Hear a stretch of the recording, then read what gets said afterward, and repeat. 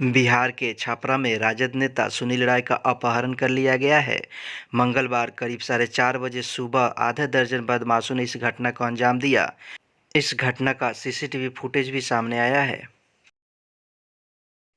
UP के सांभल में एक यूट्यूबर पत्रकार ने योगी सरकार में मंत्री गुलाब देवी से विकास कार्यों पर सवाल करना भारी पड़ गया। सवाल पूछने के कुछ घंटे बाद ही पत्रकार को उसके घर से गिरफ्तार कर लिया गया। पुलिस उसे हथकड़ी लगाकर घुमाती नजर आई। पुलिस का कहना है कि बीजेपी नेता ने पत्रकार की शिकायत की थी। बीजेपी नेता से पत्रकार पर दुर्व्यवहार और मारपीट करने का आरोप लगाया गया है। बिहार के छपरा जेपी यूनिवर्सिटी में सीनेट की पहली बैठक में शामिल हुए राज्यपाल राजेंद्र विश्वनाथ अर्लेकर ने बड़ी सौगात दी है। जेपी यूनिवर्सिटी के 5 अरब के बजट पर मुहर लगा दी है। राज्यपाल बोले कि सुधार के लिए सोच में बदलाव जरूरी है। भारत में केंद्रीय स्वास्थ्य मंत्रालय ई फार्मेसी के खिलाफ नियमों और सख्त कार्रवाई पर विचार कर रही है, जो डेटा गोपनीयता कदाचार पर चिंताओं के कारण दवाई बेचने वाले ऑनलाइन प्लेटफॉर्म पर रोक लगाने की सोच रही है। केंद्रीय सड़क और परिवहन मंत्री नितिन गडकरी द्वारा बेंगलुरु में पहली मेथनॉल संचालित बसों का अनावरण किया गया। Bengaluru metropolitan transport corporation, NITI Aayog, Indian oil company और अशोक लेलैंड मिलकर इस पहल को अंजाम दे रहे हैं, जिसका उद्देश्य प्रदूषकों के स्तर को कम करना है। नागपुर महाराष्ट्र में भिखारी मुक्त शहर के रूप में जाने जाने वाली एक नई परियोजना शुरू की गई है। नागपुर शहर के पुलिस आयुक्त अमितेश कुमार ने घोषणा की कि इस संबंध में अधिसूचना 144 सीआरपीसी जारी की गई है। नागपुर नगर निगम का समाज कल्याण प्रभाग और नागपुर सिटी पुलिस का इस प्रयास में भागीदार है। बेघर लोगों को अपने आश्रयों में संयोजित करने के लिए एनएमसी ने विशेष प्रावधान किए हैं।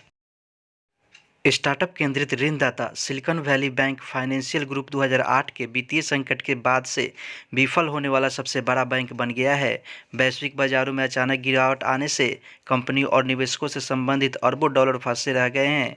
सिलिकॉन वैली बैंक देश का 16वां सबसे बड़ा बैंक है, शुक्रवार को ध्वस्त हो गया, जिसने सरकार को अधिग्रहण करने के लिए मजबूर कर दिया और ग्राहक जमा में लगभग $175 बिलियन के भाग्य पर सवाल उठाया। फैनी मई के पूर्व सीईओ टिम मायोपोलोस को सिलिकॉन वैली बैंक का सीईओ नियुक्त किया गया। फेडरल डिपॉजिट इंश्योरेंस कॉरपोरेशन ने इन्हें नियुक्त किया है। आरबीआई ने इरेडा को इंफ्रा फाइनेंस कंपनी का दर्जा दिया।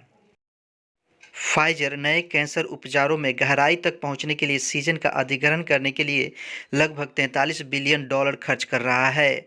सीजन इंक के प्रत्येक शेयर के लिए $229 का नकद भुगतान करेगी। फाइजर के अध्यक्ष और सीईओ हैं अल्बर्ट बोर्ला।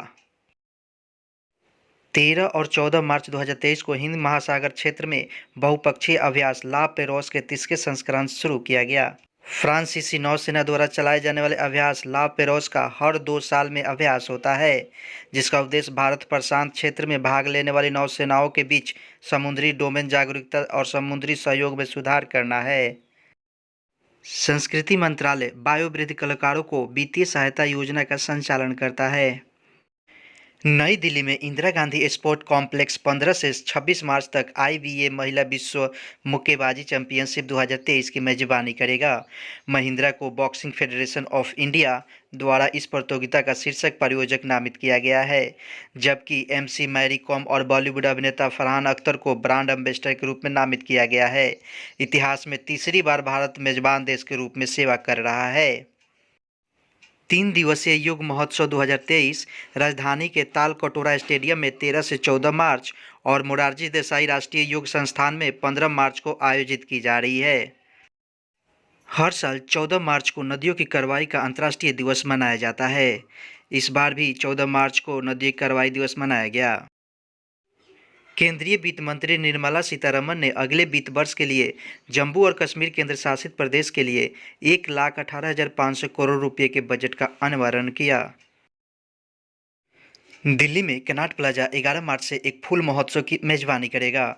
इसका उपदेश्य G20 प्रतिभागियों और आमंत्रित राष्ट्रों की विविधता पर जोर देना है।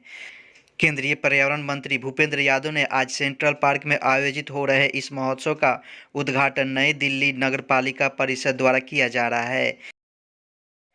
वंदे भारत एक्सप्रेस को अब एशिया की पहली महिला लोकोमोटिव पायलट सुरेखा यादव चला रही हैं। महाराष्ट्र में सोलापुर से छत्रपति शिवाजी महाराज टर्मिनल तक सुरेखा यादव ने वंदे भारत एक्सप्रेस चलाई। महाराष्ट्र के सतना की रहने वाली सुरेखा यादव 1988 में देश की पहली महिला ट्रेन ड्राइवर बनी थी।